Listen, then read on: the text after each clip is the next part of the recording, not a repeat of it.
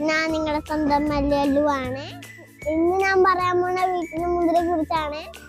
മുന്തിരി ഒരു പടർന്നു പന്തലിക്കുന്ന വള്ളിച്ചെടിയാണെന്നറിയാമല്ലോ. വീടിന് മുൻപിലോ ടെറസിലോ പന്തലിട്ട് കൊടുത്താൽ അത് നല്ല തണൽ നൽകുകയും വീടിനൊരു പ്രത്യേക ഭംഗി കിട്ടുകയും ചെയ്യും. മുന്തിരിയിൽ ആൻറ്റി ഓക്സിഡൻറ്റുകളും ധാരാളമായി അടങ്ങിയിട്ടുണ്ട്. ഇത് ഹൃദയാരോഗ്യത്തിനും പ്രതിരോധ ശേഷി വർദ്ധിപ്പിക്കാനും ഒരുപാട് സഹായിക്കുന്നു.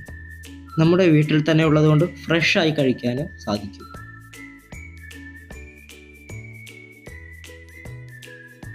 ഒരു ചെടി നട്ടുപിടിപ്പിച്ച് അത് വളർന്ന് അതിൽ കുലകുലകളായ മുന്തിരി നൽകുന്നത് കാണുന്നത് തന്നെ മനസ്സിൽ വലിയ സന്തോഷവും പോസിറ്റീവ് എനർജിയും നൽകുന്ന ഒന്നാണ്. സംഭവം അടിപൊളിയാണ്.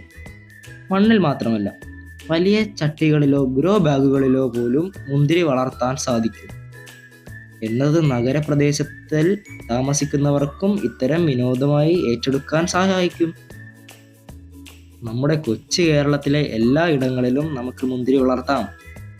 എങ്ങനെ മുന്തിരി വളർത്താം എന്നുള്ളത് അടുത്ത വീഡിയോയിൽ പങ്കുവയ്ക്കും.